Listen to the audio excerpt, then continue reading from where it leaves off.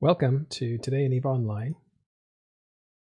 It is Tuesday, September 8th, 2020.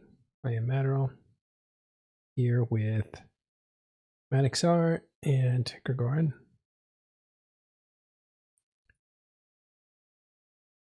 Hey, Maddox, yeah, you just disappeared. There you are.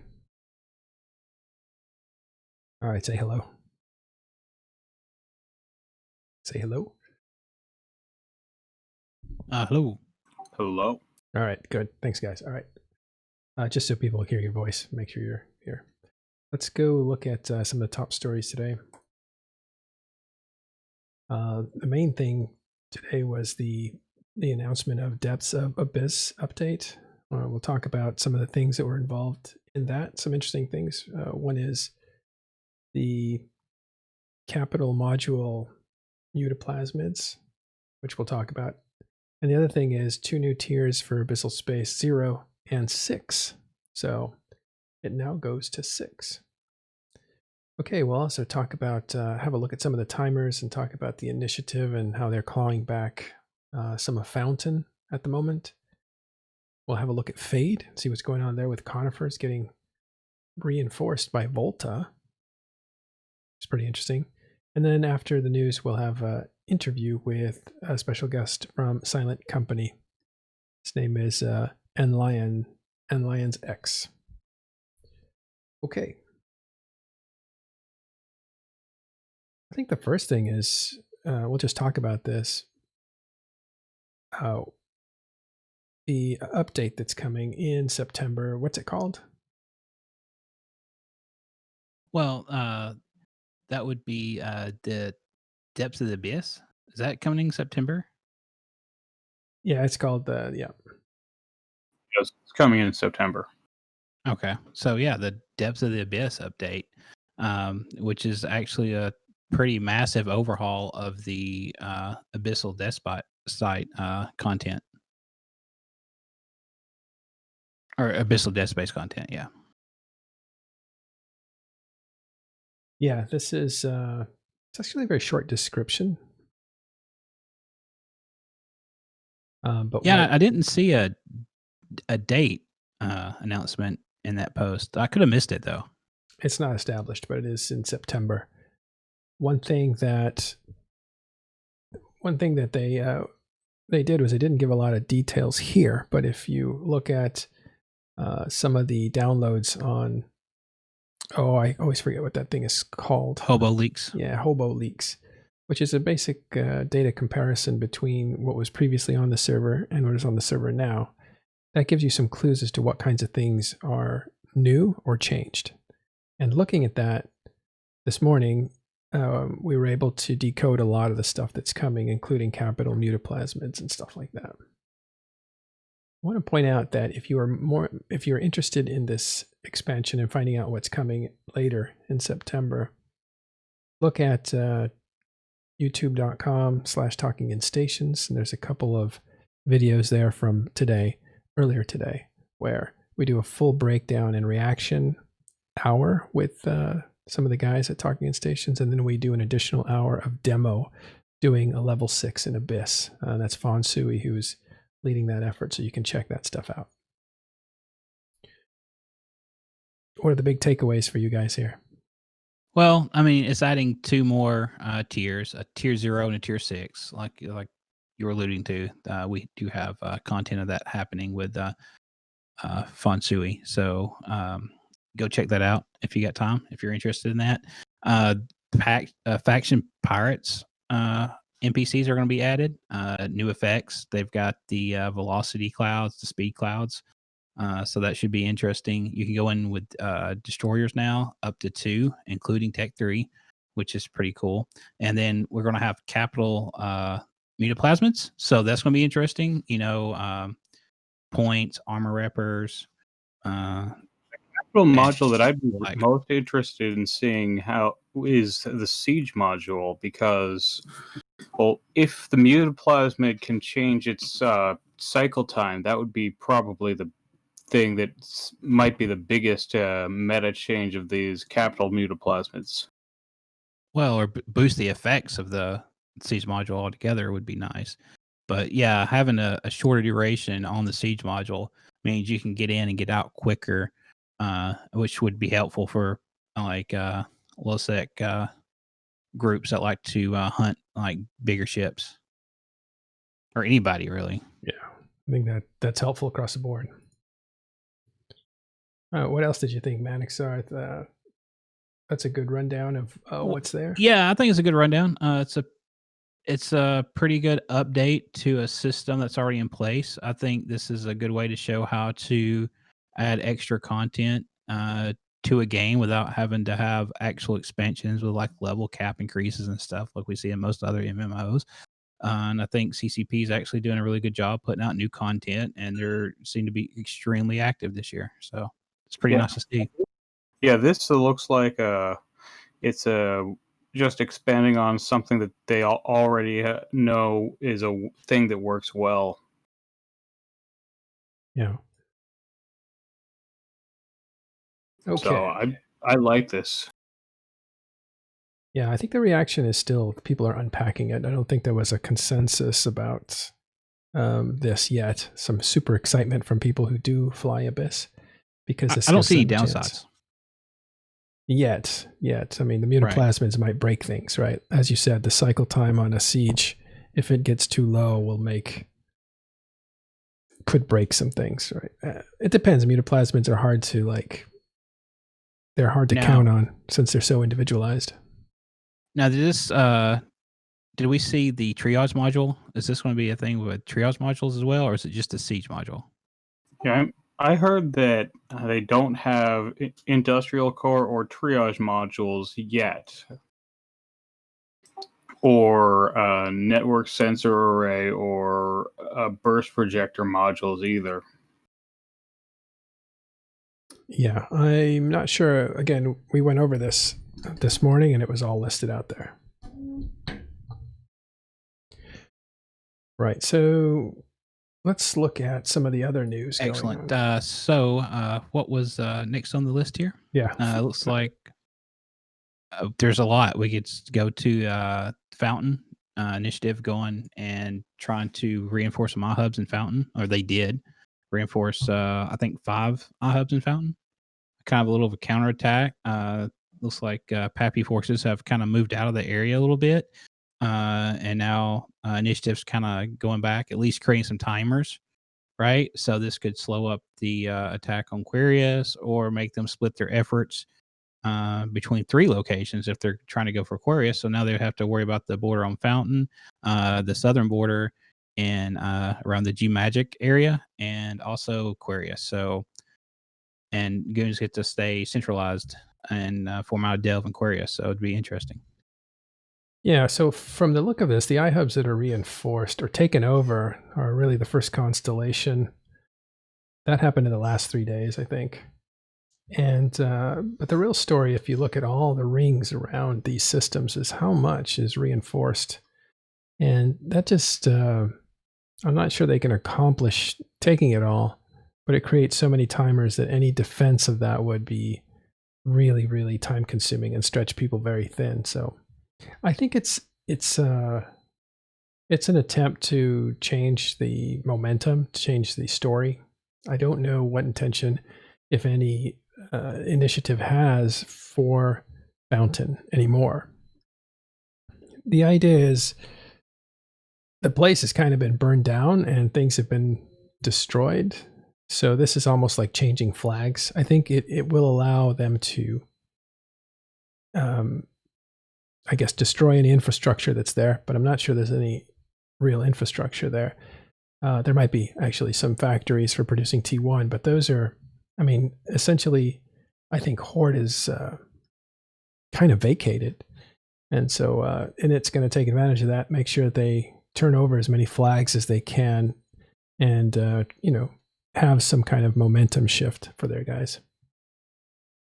Yeah, I'm not going to say that they're not trying to push these timers, because we all saw what happened when Brisk Rubal said something similar. I'm not going to just say something and become Baghdad Bob, but I don't think there's much that they could gain from that in terms of the overall war against PanFam and Legacy and friends? Well, I mean, it would create timers. It would cause Horde or someone to have to pay attention to it, right? So it's going to take bodies away that could be doing something else elsewhere, like in Aquarius or wherever they're going next. So it definitely could help their cause. So it's not there's a reason behind it, and I think Imperium's not out yet in this war, and it's still got a long ways to go. What do you think the reason is? Just that, to create timers, create extra work, and if they don't respond to it, if Pappy doesn't respond to this, and they can just take the systems back, right? So Right. I don't know how far they'd want to go past the first constellation there, beyond that main gate, but then that would give them their foothold back in Fountain. Well, that's what I'm curious about. First of all, what was Fountain for? They destroyed everything in it. I guess that's something. They marched all the way to the gates of Delve and stopped, and then now they're vacating it, kind of leaving it behind. So what was Fountain for? I guess it was just to destroy it. But Initiative coming back and trying to reclaim it and possibly build on that reclaim, I think that remains to be seen, because within the next week, I imagine that you're going to see a march into Aquarius. And at that point, Initiative will have to either spend time in Fountain, either building or taking things over, or if Aquarius becomes a war zone, they may have to switch their people to there to help defend. If that's the case, that may not be the case. Yeah, but as of right now, they're going to have to go. Somebody's going to have to go deal with these timers in Fountain again, right? So somebody's going to have to go back to Fountain. I'm not sure how many is actually left. I'm sure there's probably some subcaps there that could handle the initiative. Depends on how big of a push they make for these timers. That's going to be interesting to see. So it's a wait and see what happens. Yeah, Gregorian? Horde actually had its first op out in Aquarius today. Oh, so they're already going. And the move ops have been going for a few days now. Oh, okay. Caps started actually moving the day after the last Keep Star died. Okay, so we are confirming that looks like Aquarius is the next target. Yeah, let's look at some of these timers in Fountain before we leave Fountain. You do see some Aquarius timer in there for iHubs, but everything else is pretty much Fountain. I mean, Initiative's done a really good job here of taking over as many of these, or potentially taking over as many of these iHubs as possible. That is a massive list of stuff. So this is a giant operation. Of course, I think these are shield timers, so they really could just do this. There wasn't any waiting for them. There's no waiting period. The first strike is recorded here, essentially. So these are all first strikes. Yeah, and they're always the easiest, and a lot of times they're completely undefended because the attacker definitely has the advantage on the first timer, unless there's a spy or something that's got a intel on where they're going. You don't know until they start attacking, and then you get a notification. Then you got to form. And by the time you do that and get to the system, you're probably 75% through the shield anyway. So it's definitely a downhill battle for the defender on the first shield timers. All right, looking back at Aquarius, it looks a little bit sparse, right? Yeah, I think it's been that way for a while. Yeah, as far as who owns it. I mean, you have Condi in blue here, so you can see they own about 50%.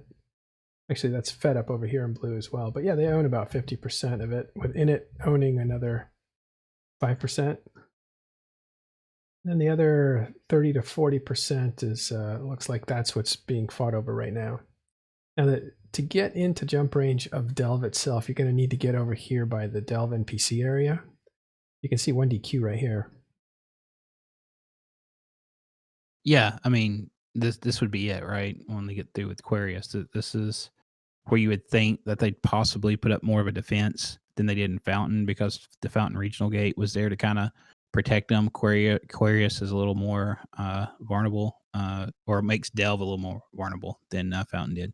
Yeah, the west Aquarius is where the real fighting will begin, I believe. I don't think this east area over here is going to be contested all that much if Pappy comes in full force. I think I'm not sure how wise it would be for Goonswarm to stretch out all the way over there, since that isn't really a threat to them. But once they get into here on this west area, I think that's when you're going to start seeing some major resistance, because once they get there, they're within range of Delve, so they might as well be in Delve, right? Because it's all about jump range for super capitals at this point. Yeah, Aquarius, the big thing that means that it was going to be the big fighting area from the beginning is the shorter the shorter regional gates, because Fountain, it has a regional gate to Delve, but you wouldn't want to invade through Delve because of you'd have to gate your caps through the regional. But, right, from Fountain. But the jump range across the regional gates from Aquarius into Delve is short enough that you don't have to take gates as much. Yeah, I'm showing you Aquarius in the map, and all the red dots are basically systems in Aquarius. So you can see Aquarius really rolls right through the middle of Delve. I'll zoom in so you can see that.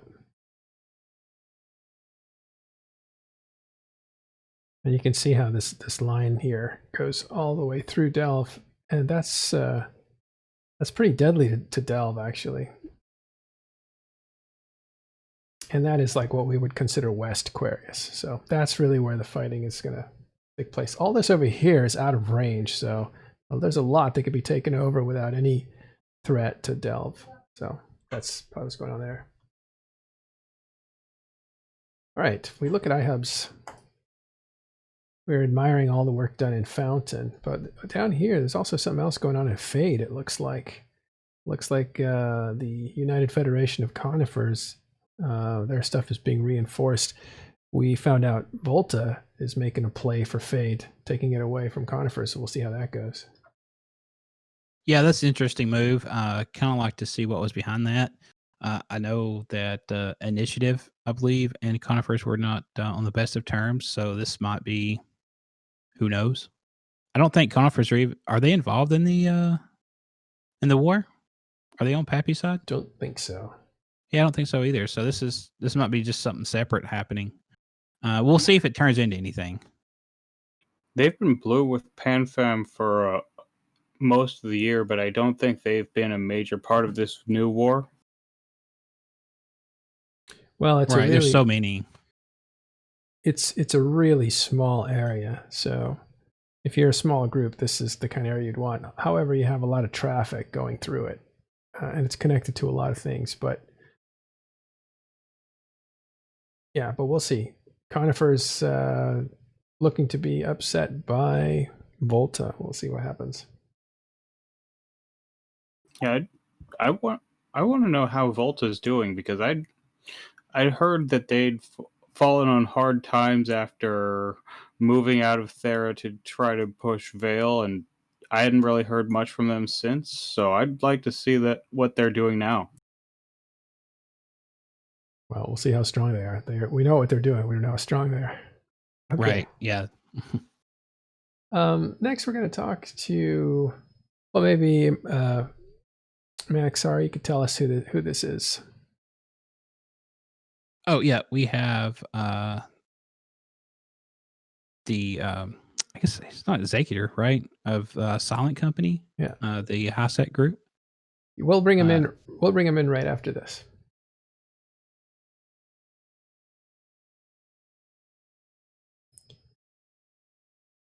Okay, there. For anyone sticking with us, you can hear the backstage. I'm doing that so we get a break. We'll bring him in and then just let him know.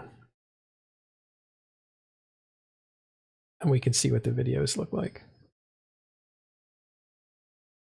Hey, Ann Lyons, can you put up your video again if you want? Yes, hello. Hey, I'm going to shut off my video. That looks better. So what's your official title for 30 seconds. Silent Company? I'm the CEO of People of the Sky. Okay. I'm not an executor or anything like that. I'm just the main recruiter for the coalition. Okay, Matic, 15 seconds. Can you kind of run the interview? Yes. Great. Because it looks better with 2 people. 5 seconds. 4. And you are on. Well, hello and welcome back from the commercial break there. We have N Lions from Silent Company. Say hello. Hello. So how's everything going over in Silent Company? Things are good. We're growing exponentially. Things are going great for us. Definitely. So anything on the new quantum cores? You guys worried about that at all, or trying to set up for that? I know you probably got a lot of structures in HiSec that's going to need these. It has been mentioned in our leadership channels. I'm not exactly sure how Icarus is going to handle that just yet. I do believe we are going to probably keep some structures, but we're going to analyze the situation and see how it goes based on the value and how much effort it needs. Right. So in case anybody's not familiar, tell us a little bit about Silent Company. So Silent Company is, well, right now we're a massive entity, but we're all just a bunch of, it's a community is what we are. We're a neutral entity in the game. We're not looking for power or anything like that throughout the game itself. We're just a community, we're neutral, and we are looking to teach the new bros. Our main goal is player retention and to help that because knowing how it is to be a new bro in this game is very tough for players to learn, and they handle the situations differently. So it's hard, and we see a lot of people appreciate having a community or people to talk to and make friends with and whatnot. Being in an NPC corporation isn't as personalized, I guess you can say, and they don't really make friends. They don't have fleets to join. We have constant mining fleets, and that's like one of the benefits. We have PvP 101 onboarding type things for new bros, and overall it's good. And I've been recruiting new bros since I was in ICMP over a year and a half ago. So it's and every now and then I run into somebody, and there's a ton of them that will be like, "Hey, you're from ICMP. I remember you. If it wasn't for joining that corp, I probably wouldn't be playing today." And that's the type of stuff I try to do. So as far as your corp, how long has your corp been with the Silent Company? So there's a bit of a story there. There was a lot of drama. I was the director of Incompetent and Proud back in the day, and there was a lot of drama surrounding the CEO. So before everything blew up and whatnot, I kind of stepped back and was like, I'm leaving and I'm going to make my own corp. So I went to Icarus and I was like, I'm going to start my own corp. I'm going to leave Incompetent and Proud. I did. And so we started in March, and yeah, we're currently like the 4th largest right now. Yeah, 4th largest, and I took off May and June from recruiting. Oh, awesome. So how is recruiting for Silent Company? Do you guys have pretty good luck with retaining your recruits once they're onboarded? And do they normally stay in HiSec, or do you guys take fleets out to low sec? What goes on there? Like once you're in Silent Company or your corporation, what's the next step? So my corporation's goal mostly is to I don't encourage people to stay in the new bro corporations at all, because I know it can be boring if they're not doing anything advanced at all. So what I try to do is I try to be like, hey, explore doing this. Like if they like exploration, try doing the wormhole, because we have something in every aspect of the game. We have people in nullsec, we have people in wormholes, we have people in faction warfare. It's all kinds of different environments. So it varies greatly. We don't always have the best numbers in retention. However, every now and then it all depends on. We have to stay active on the recruiting, is what I'm trying to say. Like if we don't like recruit for a month or something, we start to see like, hey, the community's starting to die, so we got to keep going. And so that's the hard part about that part. But as far as retention in general, I think it's definitely a major impact on the game as a whole, compared to if we didn't exist, or if Brave or Pandemic didn't exist. It would be catastrophic for the new players to figure out what's going on, really. Okay. Is there anything specific you want to tell us about or anything like that? Well, basically, I mean, that's it. We're a neutral entity. The biggest thing is we're not out to scam any new bros. Like I constantly, every time I do recruitment, I constantly get these emails saying, don't join them, don't join them. They're just a scamming group, which of course there's going to be people like that anyway. But we have 0% tax in HiSec. We don't do anything. The thing Icarus does, he does buyback to prevent people from having to drive all the way to Jita and that type of stuff, but it's not a huge profit margin. I don't honestly know the profit margin, but it's nothing like that. So that's the biggest thing. We're a neutral entity. Also, like I said, I've been saying we're a neutral entity, but we have nullsec branches. Like we have 3 nullsec branches right now in Legacy. Now, the problem with that is we're supposed to be a neutral entity, but we don't have people all over the place. Like it would be great, and Icarus believes it too, if we had people in every major coalition that was a part of the coalition. You know what I mean? Like you can be in a nullsec coalition and still be a part of our community. We don't have to be blue or anything like that. Like we have 2 corps in Invictus and 1 in Warped Intentions, and they're not blue. So when the new bro onboarding classes go on HiSec, and if they come down to catch, we still fight them. It's not like that at all. Like you're completely allowed to be in the coalition and still be in your nullsec branch. You know what I mean? Right. So you're kind of neutral as far as your HiSec gameplay goes, but nullsec currently you're sending recruits toward Legacy and Invictus and Warped Intentions.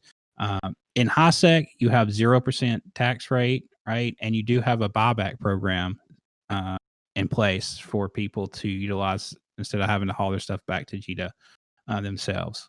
Yes. Okay. Gagoran, you had something to add? So what kind of ties do you guys have with any official ties with the 2 corporations in Pandemic Horde that formed out of ICANP's issues? No, I do know Kaylee Rose, and I don't remember who the other corp is, but I don't have anything negative with them. They're cool with me. But of course, there's always going to be people that branch off and do their own thing. I mean, that's normal, and we encourage it. In fact, I encourage players to advance and do their own thing all the time. It's boring to do the same thing every day and do nothing different. I have a question. What's it like being a recruiter of such a big organization? It can be very overwhelming. I mean, I'm also a player, as you know. My main character is in Zaxxar in Evictus, and I'm part of the war every single day. And so I'm also doing that while I'm on top of recruiting and then my real life job. So it can be tolling, but plus I also get. I love what I do. I love helping the new bros, but I get a lot of messages every single day from new bros like, "Hey, where's our HQ?" So I mean, what I do is you're the guy they contact because you're the guy they know, right? Yeah, like you're that face that kind of brought them in. Yeah, and dealing with sometimes I get 50 to 70 people that join a day, so it can be overwhelming at times. Yikes! Yeah, you guys had meteoric growth. Yeah. Like, can you describe what that growth was like from your view? It's just it's ongoing still. We just constantly have new players that grow in. Like you said on the TIS one day, when the Eve Echoes thing started is when it really picked up. I don't know if it necessarily directly correlated, but it was insane. There was a week that we gained like 1,000 players or something. It was a massive amount of people in a short amount of time. So that is also another thing I want to bring up. Like the thing that I really like about Pandemic Horde is they have the Nubian Initiative, and we don't necessarily have anything like that yet. I've been talking to Icarus about doing something like that, but our biggest downfall is that we have a lot of new players that try to lead other new players, and they give bad advice sometimes. That's our biggest fault. But and because I can't be everywhere at once, the other CEOs can't be everywhere at once. The other leaders, you know what I'm saying, they can't be everywhere at once. So we can't always moderate that. And that's a comment I see. Hold on, there we go. And that's a comment I see everywhere, like on Reddit and whatnot. It's the blind leading the blind, and unfortunately, it's partially correct. And we recognize that, and we're trying to fix that. We're trying to work on that. It could also be turned around and be the enthusiastic leading the enthusiastic. Yeah, absolutely. But sometimes they give bad advice, admittedly. Well, you guys are now the biggest. I think you're the biggest alliance in the game as far as members, right? Yes, activity-wise, no, not necessarily. My corp falls. I have an alt in Pandemic Horde, and my call for them being as huge as they are, I'm just a little short of their activity, but that's it. Yeah, you guys are up over 30,000 now. Goon Swarm's at 28,600, and Horde's at 21,800. That's it's pretty. And let's just go to the third round test, which is at 15,000. Not too shabby. By the way, Fraternity is at about 14,500. So think about that. Test Fraternity about the same size. Horde's a bit bigger than both those places. Goon Swarm is bigger than everybody else except Silent Company, which is the biggest of all, now over 30,000 members. Right, but we're not trying to gain any type of power situation. Right. I guess the more I say that, the more I paint a target on you, right? Sorry. No, it's okay. It's all good.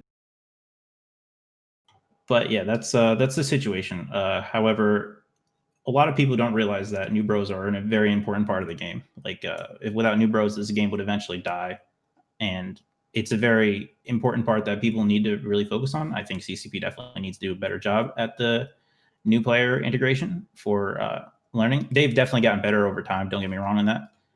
Things have definitely improved on the tutorial. I get that players come back, like say, oh, I started playing this 10 years ago and I just came back and the tutorial is so much better, which is a great thing, but things do need to get better. It's hard. It's a huge learning curve still.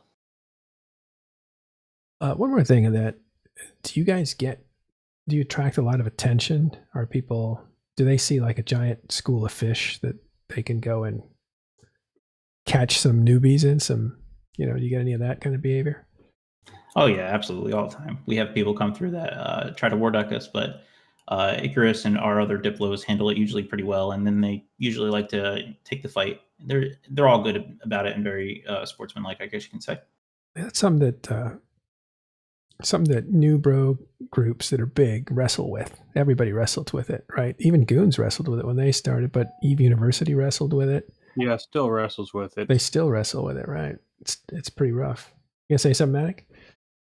Yeah, I was just wondering. I know probably a few weeks ago, I noticed that Code was paying particular attention to Silent Company tunes. Anything on that, or is that was just something Code was doing for a small time? Because they seem to have stopped now. But any insight on that?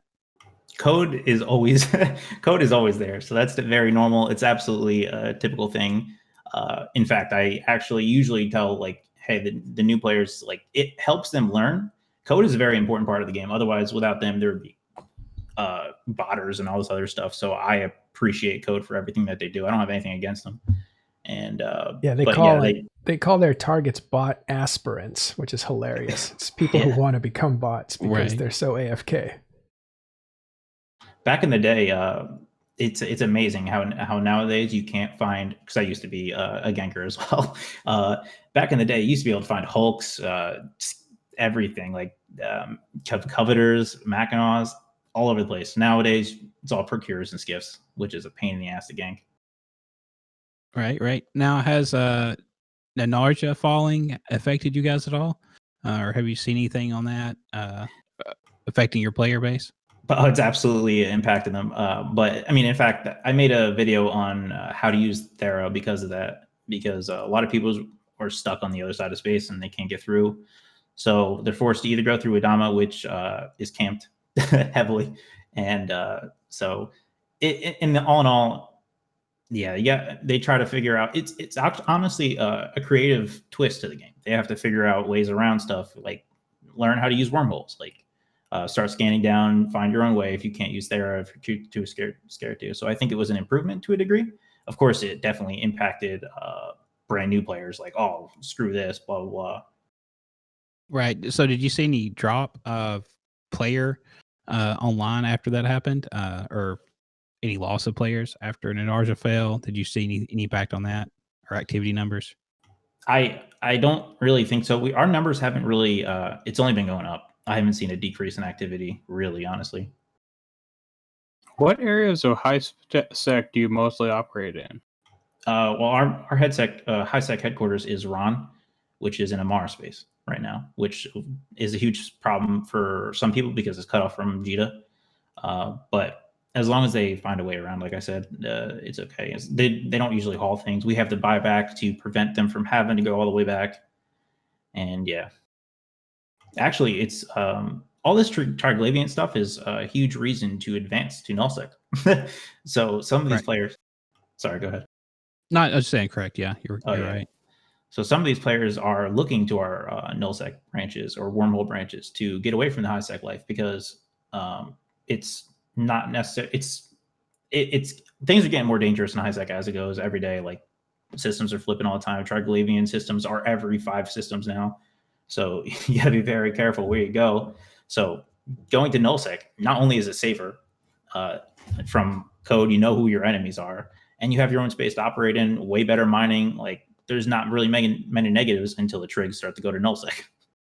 Well, it's kind of an interesting thought, right? That high sec is getting more dangerous because it's been a joke for a long time that code and other players have made high sec too dangerous for new players to actually be in, and that was a bad thing. And now that high sec is getting more dangerous, I wonder where that sits. If that's a good thing or a bad thing. I would think that you want NPCs to make it dangerous, and you want to eliminate players taking advantage of players in high sec. Just eliminate it. Just the whole ganking thing in high sec. Just get rid of it, and keep it dangerous in a sci-fi way with invasions and such, and then push all that player versus player out to low sec, and then even deeper into null sec. That would make the most amount of sense. Otherwise, I think high sec right now is a punishing place. It's too much. Oh, I mean, everybody talk. I mean, I don't know what corporation you're in, Matterall, but most people I associate with are too afraid to go to high sec because we'd rather just stay in null sec. We have everything we need out there. It's unnecessary. And if we do need something in high sec, we'll usually do it on a Jita tune or something and contract it over to the jump freighters. So they have to handle it. It cracks me up. The funniest thing I ever saw in null sec was NC Dot was afraid of an incursion not because of the incursion, but because that could get you trapped on a gate. And, we were moving through trying to do some things. And so we're like, oh no, it's an incursion. And that's what scared us more than anything else. Isn't there some recording or something of Grath Telkin's first encounter with incursion rats? Or was that diamond rats? Probably diamond rats. I don't remember. That incursion rats would have been 2010, 2011.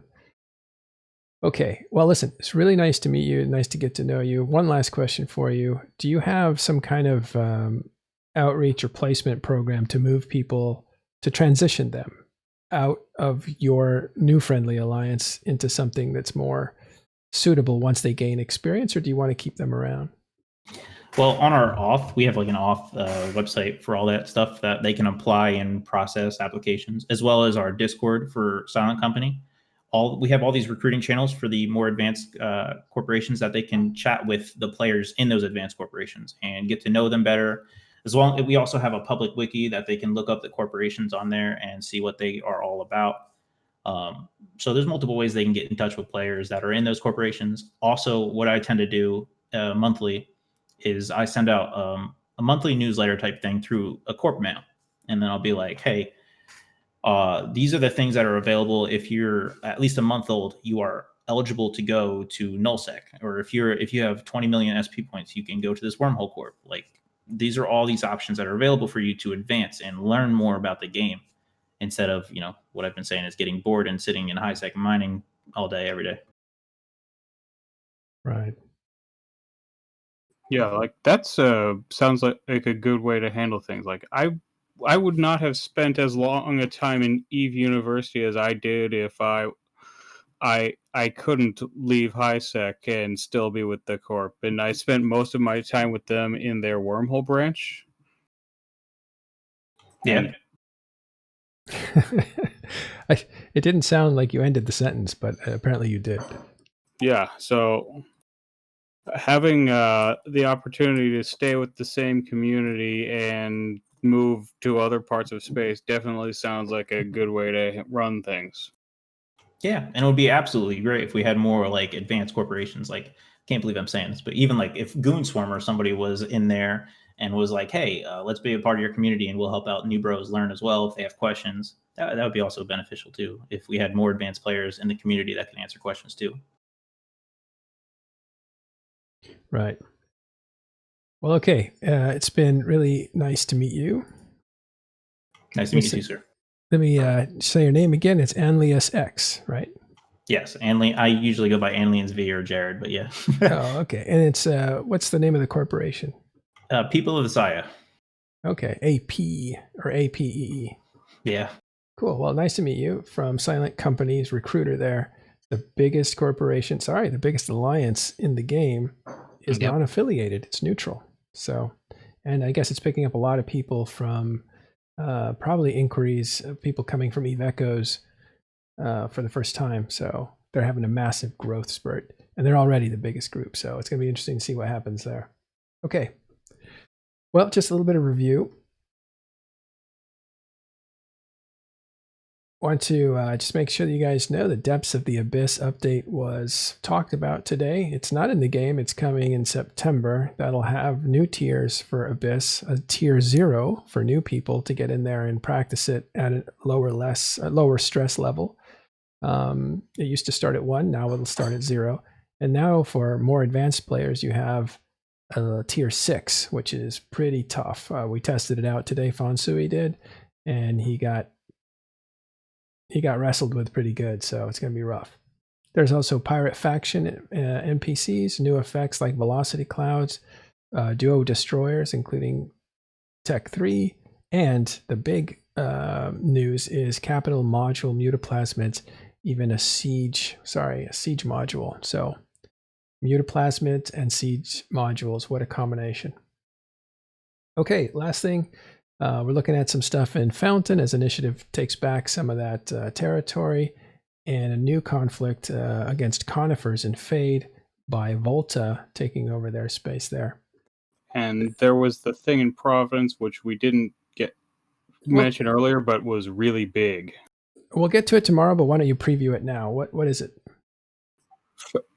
Severance was trying to extract their Keepstar, which was the old CVA staging Keepstar, and someone with 6 brand new neutral alts that had never been used for anything else came in, took the Keepstar, and had